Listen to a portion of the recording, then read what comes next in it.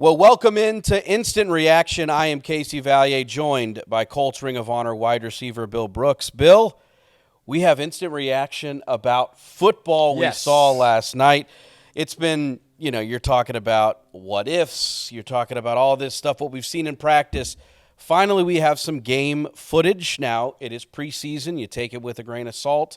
We also had some really good joint practice stuff they got on Tuesday. So you've got two sets of tape that this team has been able to put out there.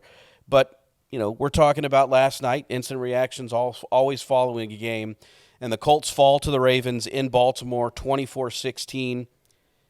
When you look at the overall game, what was your biggest takeaway yesterday? I know we're going to dive into all the specifics. Yeah. Everybody knows about the injury to Anthony Richardson. That's going to be there. But I want to talk about what was your biggest overall takeaway seeing football again for the first time in, 6 months or so? Yeah, it's always great to see football again, especially in the preseason, because you have a lot of young guys that are trying to show what they can do, want to make the football team. It could be a dream come true for them to make an NFL football team. So it is a fun time of the year. But as for the game itself, it was, for the most part, the first preseason game. Right. You saw some good stuff, but you saw some things that definitely need to be improved on. And the Colts had some mistakes out there. They made some mistakes, but some guys did some nice things. So there were some individuals that had good games, that played well. But as a whole, from a team standpoint, there are some things they need to clean up. So, as we mentioned at the top, we're going to dive into all things, and it's only fitting to start with the injury suffered to Anthony Richardson. He had 7 plays under his belt, suffers a dislocated pinky on his throwing hand, and ultimately, any injury to Anthony Richardson is crushing because of just the history behind it. You want to see this competition. You would love to see both guys healthy and competing to the end so you can have a clear-cut winner of this battle. But I think it's a really loaded injury when you think of the implications of this week. Yeah. We don't know the extent of how long it will keep potentially Anthony out. He's listed as day-to-day by Shane Steichen. It popped out. They popped it back in. So they're going to, do a lot of testing over the next couple days to see what he can do as far as throwing the football. But we talked about this ongoing quarterback battle between he and Daniel Jones, and you have practice Saturday, Sunday, Monday, a couple days off before the Green Bay Packers come into town for a joint practice, and then that second preseason game comes up on Saturday. So just how crushing overall is this blow to Anthony Richardson, because he just seemingly has to continue to overcome injury after injury? Yeah, I think it's tough. I think it's tough for Anthony to have this injury at this point of the preseason when he's battling Daniel Jones. Yeah. And, don't know how long he's going to be out, if he's going to be out at all, so we don't know. It's day-to-day. But I know that I've dislocated my finger. I'm a receiver, so it's totally different than a quarterback. Different position. But still, there's some stiffness. You just don't have some flexibility in it. And I don't know how that's going to affect him holding the football, taking snaps, if he has to take snaps under the center, throwing the football. So that is a difficult thing for me to answer as far how is it going to affect him in that sense. But I think it's going to affect him in the sense that if he does not have that practice time, it's going to go to Daniel Jones. Yeah. And Daniel Jones is going to have more practice time. He's going to have more on tape for the coaches to see. And I don't know how that's going to play out in the joint practice with Green Bay, and also definitely the preseason game. So we'll have to see. It's very hard, but I think it's tough for Anthony having that, because I thought that he was doing some good things in training camp. But you know what? When you're not able to play, it makes it very difficult. We know his talent. Let's just say that. We know his talent. He's very talented, but there are other things that he's working on and he's improved on.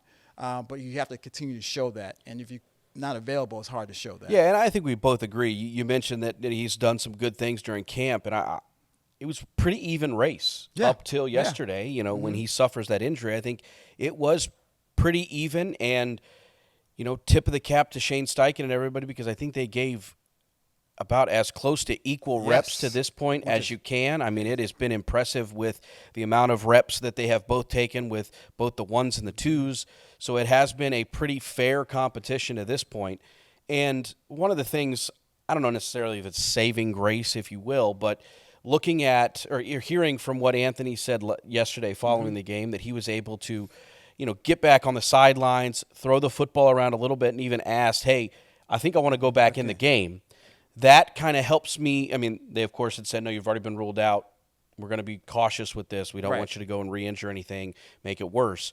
But I think that also gives you a little bit of hope that maybe it's not as severe as far as, what it's going to be as lengthwise. Now, he mentioned that I'm sure today he's probably waking up and he's going to feel it a little bit more today. It's going to be a little stiff. The swelling's going to be there, all of that. So you got to weigh all of those things. But this question, I think, is really more for Shane Steichen and their staff. But I'm going to ask you, Bill, because you happen to be right here, and I don't really get to talk to those guys in this kind of setting. So I'm going to ask you this question, and you better have the answer for me. With this injury, do you at all expect, if Anthony can go, this is all hypothetical, if Anthony is able to participate in joint practice, play in the game next Saturday, do you think they're going to rotate and switch that plan? Because that initial plan was Anthony would get a quarter and a half of the first game against the Ravens, and then Daniel would get a quarter and a half against the Packers. With that flopped because Anthony played just 7 offensive snaps, Daniel essentially got a quarter and a half against the Ravens. Do you expect that to switch if Anthony is available? I think if they want to stick to the initial plan of making sure that everyone gets equal amount of snaps, first and second team, I think what happened to Anthony with the injury, shortened his time out there on the football field in the first game against Baltimore, I think they will flip it around.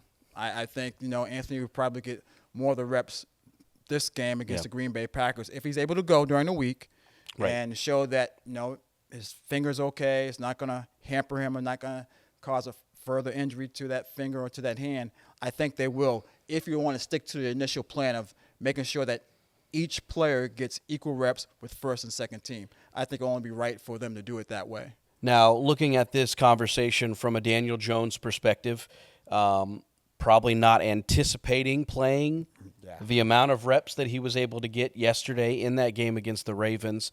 But when you look at it from a stat standpoint, nothing really jumps off the page. No. 10 of 21, 141 yards, no touchdowns, no interceptions. He was sacked once.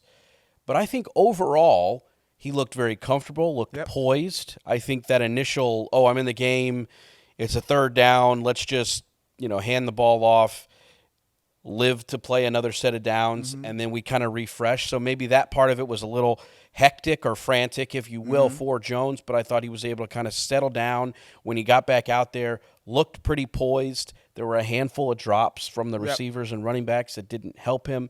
But what do you kind of take from what you saw out of Daniel Jones, kind of the first time really Jones playing a game in a Colts uniform? Well, I saw a quarterback that's a veteran quarterback that was prepared to go in there, even though when he didn't think he might be going in there as far as early as he did during the game with Anthony getting hurt, him having to go in there, he was ready. And that's what you have to be as far as if you're an NFL player, you have to be ready. You're one play away from getting in and playing. And so everyone knows that. And kudos to him for being ready and prepared to go in there and play. And as you said, numbers weren't weren't great or anything like that, but I thought he did some good things. The one play that really sticks out in my mind right now is him rolling out to his left and giving the ball to Doolin. To Doolin across his body, across the body. Very tough to do. Roll right-handed quarterback. I think it was a 3rd and 7 too, so you're able to. I'm not 100% sure, but I think so. Yeah, I think you're able to extend the sticks a little bit. And you roll out to your left, and very hard for a right-handed quarterback, and throw the ball to Doolin, get the ball to Doolin. Doolin makes a nice catch, holds on to the ball, gets a little yards after the catch. So I think that was very impressive to see his athleticism to do that, to be able to do that. So he has done some nice things. I like the way he threw the ball. When receivers, even though some receivers dropped the ball, but I think he did some good things out there. Nothing like spectacular or anything, but he was okay. And one of the things, too, that we always have to talk about, especially with a preseason game, is you look at it, and in the regular season, you've got a different offensive line in there. You've got a different running back behind you.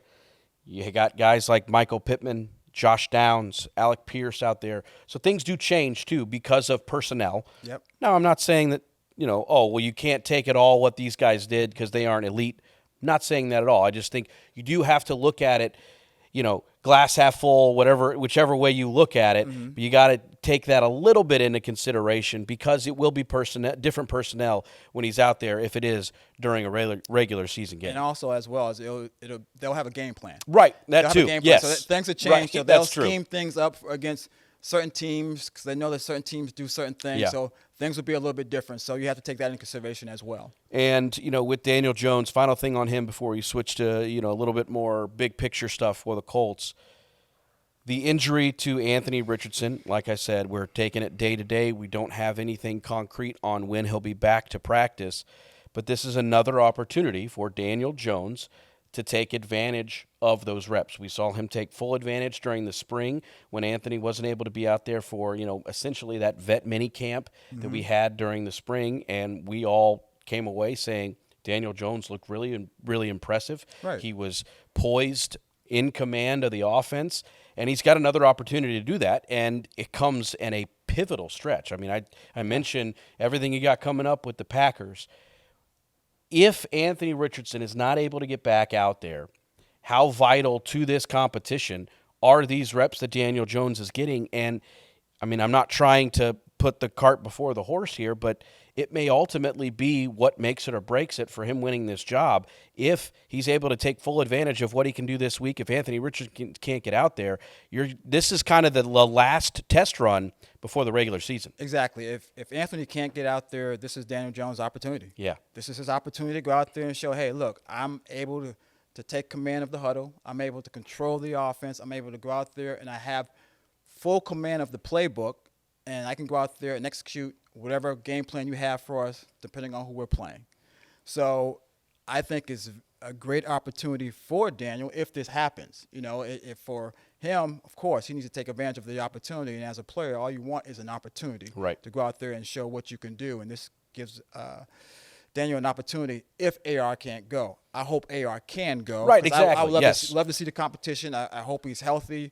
Young man to go out there and play because he's had a number of injuries. Hope he can bounce back from this real quick and it's not as serious. And it is day to day, so that's a good thing.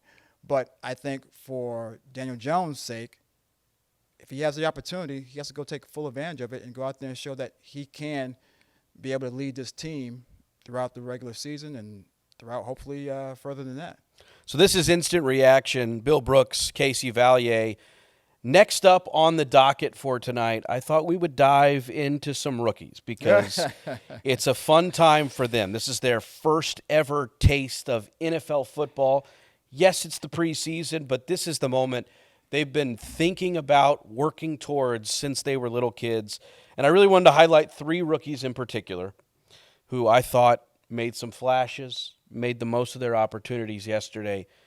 And we have to start with the guy who the Colts selected in the first round in Tyler Warren, the tight end who looked every bit the part of what we were expecting him to be. He had 3 targets, caught all 3 passes for 40 yards. You could almost make a case that he may have been one of the best players on the field yesterday. Yeah, you definitely could make a case of that. I mean, just watching him play and watching him catch the ball over the middle, which I think is going to be big for the Indianapolis Colts, having command of the middle of the field in regards to throwing the football and having people out there that can catch the ball. And he did a nice job running routes, looking at some of the plays from the game. There's one route he kind of had an out route there, and he came, and it was, to me, it was a textbook of someone coming back downhill to catch the ball because he was rolling out a little bit, but once the ball was thrown in the air, he took 2 or 3 steps back towards the ball and to make sure that the defender couldn't get it. Yeah. Even though the defender wasn't close, but it's just basic fundamentals of coming back to the ball, catching the ball. Those are the little things that you do that makes him special because you have to do that day in and day out. And then his physicality. I like it. And and as you know, Case, I've talked to you about this. I'm looking forward to the season to see him catch the ball and just run. And because he runs hard, he runs physical, and just run people over. So I'm looking forward to that. So the man plays with physicality. He's talented. He's athletic. Does a nice job catching the ball. So 3 targets, 3 catches. I think that's what everyone expected from Tyler Warren. Maybe it gets overlooked, but I think it's impressive for his first NFL game, even though it's preseason. I think he did a real nice job. You mentioned, what he can do over the middle, kind of in between the hash marks. Mm-hmm. Offensively, how beneficial is that to have a guy that you can just, where he's going to be, he's reliable. How much does that help an offense, especially just moving the sticks? Even if it's just 6 yards, we need to get a first down, you know where to go. I think it's very important for an offense. As an offense, you want to be able to say, you know what, I can throw the ball outside. I can throw the ball 5 yards. I can throw the ball mid-range, 15 to 20 yards. I can throw the ball down the field on the outside. I can throw the ball down the field in the middle of the field. You want to be able to use the whole field. Yeah. Because it makes your offense more powerful, more potent. And with all of that, you need someone definitely to command the middle of the field. The shortest throw is from the quarterback to the middle of the field. Right. And the quarterback can see you and he feels comfortable with you, get the ball to you, knowing that, hey, look, you can make those tough catches, those tight window catches where the quarterback has to zip it in there. He can catch it and make sure he possibly get yards after the catch, but mainly catch it and get a first down. And if you could command the middle of the field, the outside the numbers, you could command down the field, it just opens up your offense that you can do anything, and that helps the running game. Because Jonathan Taylor now can run and do what he wants to do, and you know how good Jonathan Taylor is. So when you have someone that can take command of the middle of the field and an offense that can command the middle of the field, it just helps your offense totally. Now, one of the things that we mentioned last night as we were a part of the fifth quarter huddle here locally in Indianapolis, the post-game show following the game last night, we are not coaches. Nope. We are not evaluators. We don't have to make any of those decisions, which is great because I want no part of that. You want no part of that. No.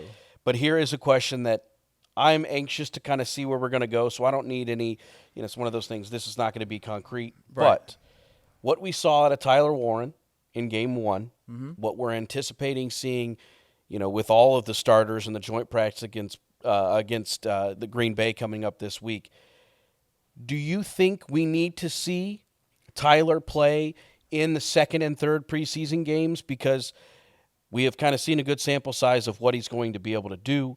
We know we're going to see really meaningful stuff in that joint practice, which essentially would be, in some ways, a third preseason game since you've had a joint practice, a game, and then another one. Do you expect to see Tyler Warren moving forward? You said, do I need to see Tyler Warren? I don't think I need to see Tyler Warren in those games. Maybe more you expect. I know what he can do. I expect him to play in one of those two games, the second or third game. Because, yes, you have the joint practice, which is essentially another preseason game. Yeah. And then you're going to play that same team at the end of the week. So I think you will see him in one of those two games, definitely, possibly both games. But I think they will give him a shot. And they might give some other guys, possibly in that tight end room, playing time that didn't get as much playing time this past week. So we'll see. I think they understand and know what Tyler Warren is and what he can do and how valuable he is to this team. So I don't think he'll play a whole lot, but I think he will play one of these two games. Now, the next rookie I wanted to talk about, there kind of comes a little bit of an asterisk because he did leave the game yesterday with a knee injury, JT Tuimoloau. But I thought his debut, he made some flashes. We had the strip sack, and then he had a really nice pass deflection late in the game. And we know about depth. Depth is one thing that you're always talking about, especially on the defensive line. But I thought what he showed, that's a good sign when you think about you got Latu, you got Samson Ebukam, you got Kwity Paye, Tyquan Lewis. It's nice to have another guy in there that you feel comfortable about throwing out there. So how important was it for him to kind of put some good tape out there? Because, he's a second-round pick, but nothing in this league is guaranteed. And you come into a line that has some pretty good depth already. Clearly, he's playing there in the third and fourth quarter. So, depth is going to be part of his issue on getting onto the field just because you've got a lot of really good players there. But I thought it was a pretty good showing. Yes, I thought he had a good showing last night. I thought he did some nice things out there. As you mentioned, he had 2 tackles, 1 sack, 2 tackles for losses, 1 pass deflected. Yeah. So it's very important that he got out there and played, and he showed. He showed that, I'm worthy enough to be able to go out here and play and be productive. And I can play, and I am a good player to be able to be a depth piece or I'm working my way so I can get more playing time. Exactly. And that's what you want to do. That's what you want from a young player. That, you know what? Yes, you might want to say, okay, I want to be one of the depth guys that, if someone gets banged up or someone needs a blow, I can go in. But maybe if someone gets banged up for a number of weeks, I can go in and I can produce. Right. And the coaches feel comfortable putting me in there, and I can show the coaches that I can play. So it's good to see him go out there, make a statement early on in this season as far as preseason, and do the things that he did last night. If he could continue to do those things, his playing time will go up. I mean, I think he's going to be a piece that the Colts will use and will use quite a bit, because if he does what he did last night and only builds off of that, I think, you know what, he's going to have a pretty good rookie year. The final rookie that we're going to talk about, we're anticipating not seeing much from him when the regular season rolls around, in Riley Leonard. Low expectations. He's a late-round pick, fighting there for essentially that third quarterback spot along with Jason Bean. He got a lot of run yesterday in his first preseason game. I think he showed some flashes. There was, when you look at the numbers, I think he had 96 passing yards, which you would love to see more, especially with the volume of throws. But I think he showed what he can do with his legs, having that versatility to create and do all of that. So what do you make of Riley Leonard's debut game in a Colts uniform? It wasn't anything that you're going to run home and say, man, this guy needs to be the guy right now, because I think he is a bit of a project. Right. And I think that's part of the reason he was drafted. This team really likes all the intangibles. He's a great locker room guy. He's a leader. He's an athlete. And there might be something there. You just got to let and see that progress. So I don't think you're wanting to throw him out there early, but I thought he showed a little bit yesterday of when live bullets are coming, I can adjust and make some plays here. Yeah, I don't think the game was too big for him or anything last night for him, but I think for me, I think he showed that, he's the quarterback that if pressure comes or things break down, he can move in the pocket, he can run, he can scramble, he can make something happen out of nothing in that regard as far as with his legs. He threw an interception. Don't want to see that. Yep. He's 12 for 24. Not great stats, but I thought he showed what he's capable of doing in regards with his legs and running the ball. Made some good passes at times, but some passes were a little shaky. But that's to be expected of a young quarterback going out there. So, a lot to learn, a lot to improve on. I know that he wanted to go out there and do well, but it's the National Football League. There's guys out there and, playing to make a living. So they're going to play hard and make it difficult for you. But you know what? The good thing is he saw some things out there in the first NFL game. He knows what he needs to work on. And so he can work on those things and just build off of that. Hopefully it'll get better. But he's a young guy, and just go and learn and move forward. Now, a major impact that we've seen this week in Baltimore was the injury bug that hit this team. Yeah. We talked about Anthony Richardson and his dislocated finger, but we also learned last night that cornerback Justin Wally suffered a torn ACL during joint practice on Tuesday, which brings what looked to be a very promising rookie season to a close before it really ever got started. He was a guy who was really competing and looked like he may have earned that starting spot alongside Charvarius Ward and Kenny Moore in the cornerback room. But you look at this, how tough that is for not only the person but also the team. I mean, you're a player. You know how difficult that is. How hard is that to cope from a team aspect, but then also to put your shoes into Justin Wally, who is trying to make a name for himself. You're coming into a situation where there's a lot of guys who have played a lot of football. You got to earn your stripes, and he's been able to earn that spot, but now he's got to go to the rehab room and try to get better for the 2026 season. Yeah, as an individual, as a young guy coming into the league and a guy that, played well in college and came here and, people were singing his praises as what he has been showing on in OTAs and training camp, and he's been playing well, doing a nice job, good locker room guy, good teammate. It's tough for him as an individual to be able to go out and play well, knowing that you possibly have a good shot of having significant playing time on the defense as a rookie, and going out there and unfortunately getting an injury now you're not going to be able to play. Yeah. You're going to be out for the season. And then going through rehab. First, he's going to have to deal with the mental aspect of it, just being hurt and not being able to go out there and play. I don't know if he's ever been hurt before. Right. So he's going to have to deal with that because a lot of times what happens, you surgery to repair it. Then after that, the rehab, you're kind of somewhat isolated. Yep. You know what? You're doing everything on your own. You're not around your teammates, and it's tough.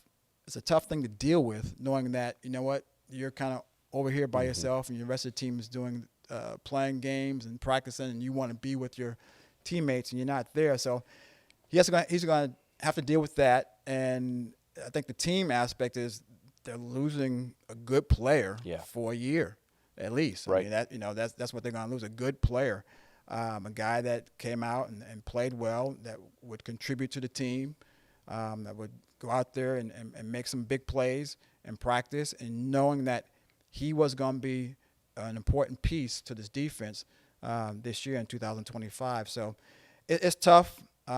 We talked about this last night that, you know what, this is a tough situation to be in as a young guy, as a rookie, because it's just hard knowing that you did all this work to get to this point. Yep. And this one play. It's going to in your season for the 2025, not your career, but in your season for 2025, and that's hard for a young guy to accept. Oh, it's varying. It's one of those. It's very, very hard to hear the news, and we hope he has a quick recovery and he can get back ready to go for the 2026 season, because clearly he made an impact to this point, and you're just anxious to see how he can help the defense, and that's the biggest thing. You want to get him out there and be able to help. But that brings us to our next thing there, where 2 weeks ago we're talking about the depth at cornerback, and now we're looking at a handful of injuries that are starting to mount up. You've got, Charvarius Ward and Kenny Moore, who are your savvy vets who you don't have anything to worry about. You know what they're going to give you. But, fighting for that third spot, we had Justin Wally. You have Jalen Jones, Juju Brents. Those two guys both dealing with hamstring injuries. Wally now gone for the year.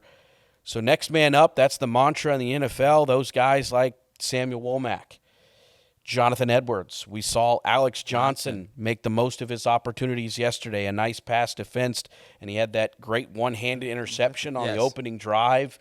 I think it was actually the first pass of the game. Yeah, I think so. Second play. So that was a really good opportunity for him to make the most of those chances that he gets. But I think it's safe to say that guys like Womack, Edwards, Alex Johnson, they may have a pretty important role on this defense now moving forward, especially because you don't know where Juju Brents and Jalen Jones are on those hamstring injuries. And we mentioned it last night, soft tissue injuries, you don't want to rush them back because those things tend to linger. So these guys have now a very much more elevated role at this point moving forward, which they were probably fighting for. I got to make noise on special teams to make the roster, and now you may have an important part in defense. Yeah, it looks like they might have an important part in defense, but at least they have an opportunity. Yeah. You know what? You don't know if it's gonna. They are going to have an important part of the defense, but at least they have an opportunity to go out there and show that, hey, look, I'm capable of playing in this league and playing at a high level and playing for this defense of the Indianapolis Colts. So they're going to have an opportunity to go out there, and Alex Johnson, good game. Yeah, I mean, that's good game yesterday. That was a nice interception, and also had a nice pass deflection. So I think he did a nice job out there. And he had an interception when he was being held. Yes. Yeah. It was an offensive pass interference call that was declined, and he was able to. I mean, that was pretty cool. That was a great moment for him, for sure. That was a nice catch. And, he's going to have to do things like that. Yeah, you know what? To show that, hey, I'm capable of going out here and making plays. So the guys have an opportunity, and that's what you want as a player, opportunity. But they have to show that they're capable of handling the opportunity, handling all the things that come with it as far as playing defensive back and dealing with the defense and being in Lou Anarumo's defense and all things that they need to do and show their athleticism. So we'll see. It's going to be tough, and hopefully Juju and Jalen can come back, and soft tissues, they can take care of those things, and they can be healthy for the rest of the season. But it's going to be important and imperative for those other guys to step up and show that they're capable of playing and stepping in and doing the job. So one final thing here on instant reaction. I thought the play of the special teams drew some attention. Not in a good way. Not in a good way. I thought it was a really rough game for the coverage in both kick and punt return yesterday. We saw an 87-yard punt return for a touchdown and then also a 69-yard kick return that looked like it could have been taken to the house. Spencer Schrader was able to get his hands on the waist, and it was allowing, I think it was Rodney Thomas who was able to catch him from behind and save them from scoring a touchdown. But what was the biggest reason the Colts allowed such explosive plays in the return game yesterday? It looked like for me it was just lack of lane integrity, not being in your proper lanes. Because once one person gets out of a lane, it messes up everything for the rest of the team. And then it makes a big opening for the return to hit that lane and make a big play, which the Ravens did in the game. So that, and a lot of times you have guys out there that, they're trying to make a play. They want to make a play, and they kind of go outside of staying in their lane and doing what they're supposed to do and trying to make a play instead of just doing your job and letting the play come to you. So I think that was one, and then also tackling. You have to tackle guys. Right. If you can't tackle, it's going to be very difficult. So that's something they're going to have to clean up. Some of those guys, will they be on the team? We don't know who's going to be on the team and who's not going to be on the team. But they still need to clean that up, and you want a good operation when it talks about special teams. It's 1/3 of the game. It's very important. So you have to be on your P's and Q's out there on your special teams, and don't relax because they think, it's just another play. No, it's an important play in the game. So they're going to have to clean that up, which I think they will clean it up. I mean, Coach Mason will clean it up. I'm sure he's not happy. Yeah, I'm sure he's not happy knowing Coach Mason about that. But they'll clean it up and get things straightened out. And if they can do that, I think the special teams will be pretty special. And real quick on the flip side, I think we did see Spencer Schrader look pretty good yesterday. He was 3 of 4 on his field goals, 1 of 2 from 50+. But I think if you tell Spencer we're going to go into a game, you're going to go 3 for 4 on field goals with the one miss being 50+, I think you can live with that. Yeah, I mean, the one that he did make, the 50-yard was that was booming and right down the middle. I mean, man, he's got a leg. And we talked about this, the ball just carried. It just booms off his foot. So I think you saw his leg strength there, and now it's just a matter of him being a little bit more consistent. Yep. A little bit more accurate, but I think he'll be fine. The one he did miss, it hit off the upright. He did, yeah. Yeah. So it's not too far off there. So, but I think you saw Spencer Schrader's leg when he made that 50-yarder. Well, there you go. That's going to do it for the first installment of Instant Reaction following that first preseason game of the 2025 season as the Colts fall to the Ravens in Baltimore 24-16. Bill, I appreciate it, man. Thank you so much. No, thank you. I appreciate it. We became accustomed to each other. We spent a lot of time yesterday. Yes. What was it, 4? We started the pregame huddle on locally radio-wise at 4 o'clock and finished at 1. 1? Yeah. Whew. All right, I'm going to take a break from you, all right, Bill? I'll see you tomorrow when the Colts are back to practice. Yes, we'll see you up at Westfield. No, there's no rest for us here. But, yeah, the Colts, they return up to Grand Park for training camp. We have practice Saturday, Sunday, Monday, a couple days off on the field before taking practice on Thursday for the joint work with the Green Bay Packers, and then culminating on the preseason game next Saturday, the first home game for the Colts. So the first time they'll play inside Lucas Oil Stadium. And we will be back for Instant Reaction coming up on Saturday. But for Bill Brooks, I'm Casey Vallier. Thank you so much. This has been Instant Reaction.